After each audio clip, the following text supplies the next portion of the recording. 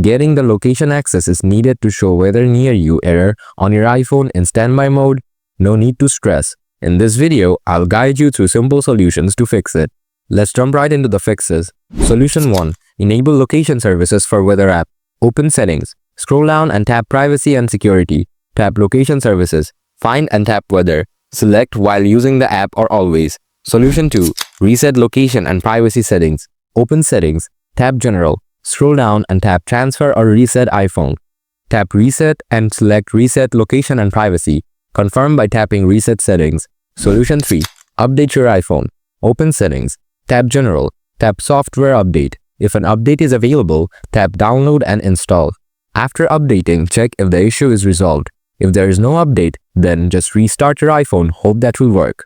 Here's how to fix the location access is needed to show weather near you error in standby mode on your iPhone. If this video was helpful, make sure to give it a thumbs up. Have any questions? Leave them in the comments and I'll respond shortly. Thanks for tuning in.